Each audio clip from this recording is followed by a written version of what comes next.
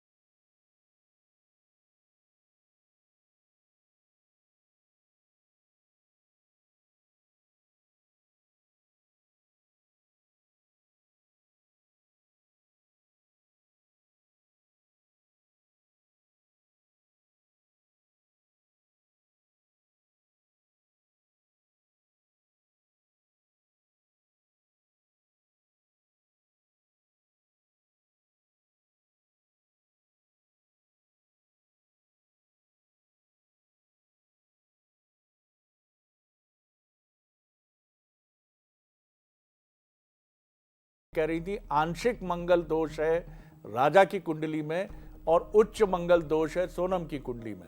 तो क्या ये इस तरह का विवाह ज्योतिष शास्त्र इसको अनुकूल नहीं मानता है? और क्या ऐसा भी होता है कि इसका परिहार करने के लिए कुछ जटिल चीजें होती हैं? जी सर, इसमें देखिए आप कि निम्न मंगल दोष वाले व्यक्ति का विवाह कड़क मंगल दोष वाले व्यक्ति से वैसे तो नहीं होता है, लेकिन यदि करना जी जी उसका मंगल की शांति करानी चाहिए। और उज्जैन में अंगारेश्वर महादेव का मंदिर है, वहां पर मंगल की भात पूजा की जाती है, तो मंगल की भात पूजा करके और उसका विवाह किया जाना चाहिए, नहीं तो इस तरह की दुर्घटना होती है। जी हाँ जी। चलिए, मैं स्वामी प्रवीणानंद जी की तरफ भी चलना चाहूँगा।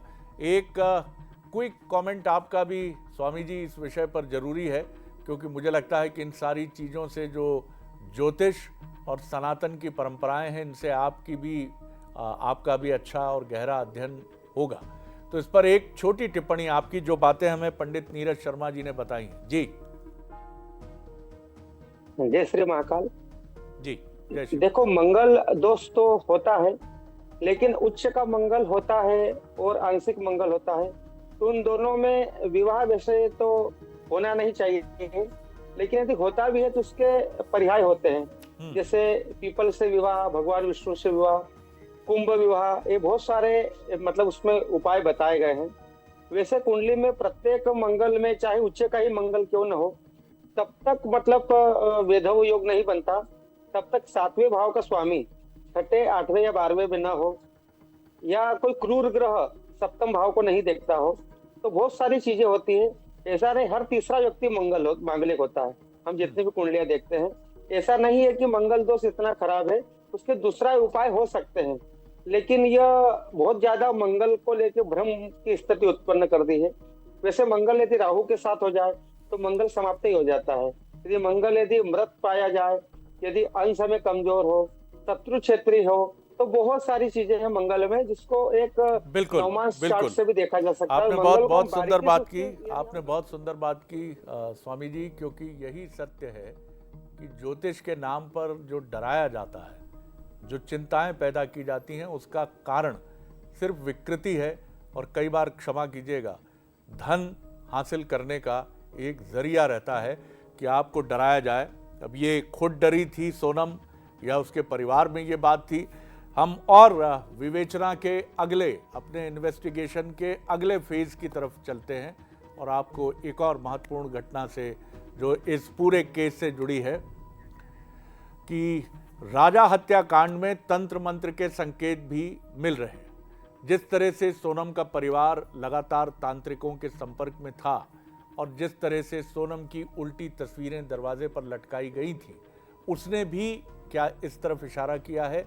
ये सवाल हमारा इन्वेस्टिगेशन खड़ा कर रहा है। हनीमून के लिए जाते समय भी सोनम ने तांत्रिक पीठ कामाख्या, क्योंकि ये सारा डिसीजन सोनम का था कि हमें जाना कहाँ है, ये भी सवाल खड़े करता है, क्योंकि न सिर्फ देश में बल्कि दुनिया में कामाख्या की गणना बड़े तांत्रिक पीठ के तौर पर होती है। जो सोनम की सास हैं और राजा की मां हैं, उमा रघुवंशी ने बलि देने का सनसनीखेज आरोप भी लगाया है। उन्होंने कहा कि परिवार पर भी वशीकरण किया गया था। अब ये सब एक मानसिकता की बात है, हम बिल्कुल नहीं कह रहे हैं कि इसमें कितनी सच्चाई है। हम सब जो तथ्य उभर कर सामने आए हैं उनको हम सामने रख रहे हैं। तथ्य भी मैं नहीं कहूँगा, जो रिएक्शंस हैं, जो प्रतिक्रियाएं हैं, चाहे वो दोनों परिवारों की हों या जो आरोपी हैं उनके परिवार से आई हो या फिर राजा के मित्रों की तरफ से आई हो। तो पहले रिएक्शन देख लेते हैं हम परिवारजनों की, कि किन्होंने क्या क्या कुछ कहा है, फिर आगे हम एक्सपर्ट की तरफ एक बार फिर चलेंगे। सोनम की मम्मी ये बोल रही थी कि मेरे बच्चे सुरक्षित रहेंगे तो बलि के बदले बलि चढ़ाऊंगी। तो मैंने कहा ऐसा क्यों? तो बोले वहाँ बलि चढ़ती हैं, बोले कि। ये आपसे चर्चा में उन्होंने कहा था? हाँ, उन्होंने चर्चा में कहा था कि दोनों बच्चे सुरक्षित मिलेंगे तो मैं बलि के बदले बलि चढ़ाऊंगी, बोले। तो मैंने कि बलि के बदले बलि क्या होता है? तो बोले कि ना, जैसे अपन मान करते हैं तो वहाँ पे बलि चढ़ती हैं। तो मैंने कि ऐसा भी होता है क्या? तो बोले हाँ, ऐसा भी होता है। तांत्रिक क्रिया की बात ऐसी आती है कि जब राजा रघुवंश सोनम को मिसिंग हुए थे, तब इनके पापा ने फोटो उल्टी क्यों नहीं टांगी? यदि टांगते आज राजा जिंदा होता। बेटी की फोटो टांगी तो बेटी जिंदा मिल भी गई है। तो ये सोचने में चीज़ मजबूर कर रही है। वैसे कौन सा तांत्रिक था जिसने तो चीज़ों को खट से बोला और बच्चे मिल भी गए उनकी? पता है, जैसे कि राजा का जो दोस्त थे उनने बताया गया कि राजा को उसने ऐसा बोला था कि मेरी मांग थी कि अपन दर्शन करेंगे, उसके बाद अपनी ज़िंदगी आगे की अच्छे से जिएंगे, कि अपन दोनों मंगल मंगली हैं। तो राजा भी उस चीज़ों में आ गया था। मुझसे लास्ट टाइम ये बात हुई थी कामाख्या देवी जाने की। उसने ये बताया था कि उसकी मन्नत है, हम जब भी करीब आएंगे जब कामाख्या देवी दर्शन सोनम कर लेगी। राजा ने ये बताया था कि दोनों के बीच में कोई संबंध नहीं हुए हैं, ये बताया था उसने। वो करीब जब भी आएंगे, उन्होंने मन्नत ली थी सोनम ने कि कामाख्या देवी के दर्शन करूंगी, उसके बाद ही हम लोग करीब आएंगे। पूरे मामले में सोनम के परिवार से जुड़े एक ज्योतिष जो इस समय उनसे बातचीत नहीं हो पा रही, कहाँ है ये भी नहीं पता चल रहा है। उनका ये भी दावा था, जब उनसे पूछा गया, जब ये पूरा घटनाक्रम उजागर नहीं हुआ था, तो उनसे पूछा गया कि इसके पीछे किसका हाथ है, तो उन्होंने कहा एक महिला का हाथ है और ये घटना पूर्व दिशा में घटी है और उसमें कुछ और लोग भी शामिल हैं। तंत्र मंत्र के एंगल की हमने बात की, तो चलिए एक बार फैक्ट्स की तरफ हम फिर चलते हैं। पहले फैक्ट पर हम नजर डालते हैं। तो पहला फैक्ट कह रहा है कि तंत्र मंत्र की अगर हम बात करें तो तंत्र मंत्र का पर परिवार का भरोसा था, जैसा आप देख रहे हैं, क्योंकि उल्टी तस्वीर टांगना, ज्योतिष और तांत्रिकों से संपर्क में रहना, ये एक किस्म की मनोरुग्णता भी हो सकती है। दूसरी बात, पूरी घटना के दौरान परिवार वाले तांत्रिकों से सलाह लेते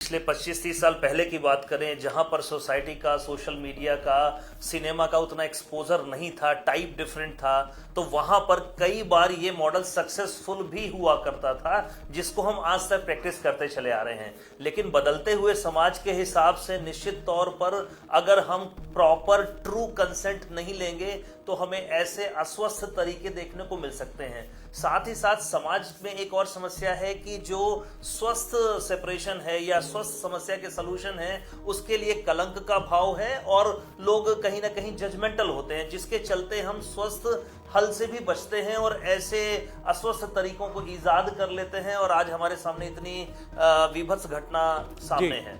बिल्कुल ठीक कहा सर आपने, महत्वपूर्ण बात है। मैं एक और हमारे साथ जो दो ज्योतिषाचार्य हैं,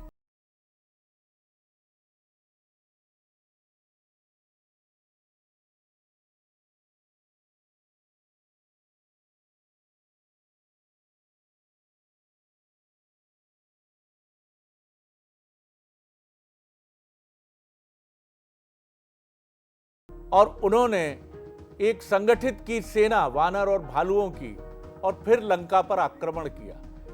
आखिर ये तंत्र मंत्र का शॉर्टकट या ज्योतिष का ये शॉर्टकट कहां से प्रचलन में आता है? कुछ तो ये मनुष्यों की, हमारी अधीरता के कारण भी है कि हमें ऐसा लगता है कि कोई ऐसा रास्ता होगा जो असंभव को भी संभव कर देगा। इस पर आपकी एक रोशनी बहुत जरूरी है, क्योंकि ये लोगों को बहुत भटकाता है, भरमाता है।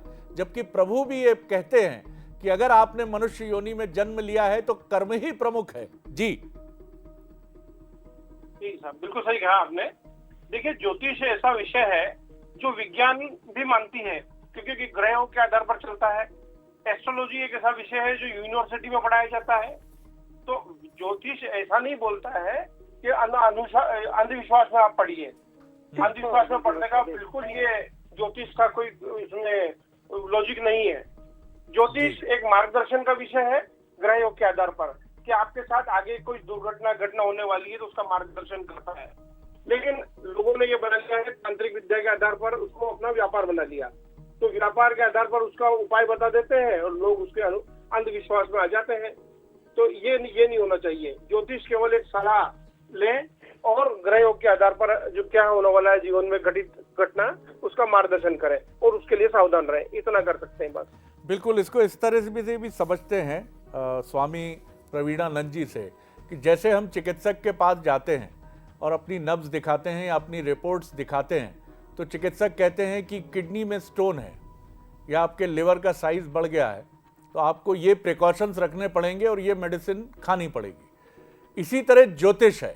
स्वामी जी, आपकी टिप्पणी कि हमारी कुंडली देखकर ज्योतिषाचार्य ने ये बताया कि ये ग्रह आपके लिए अनुकूल नहीं है, ये बहुत अनुकूल है।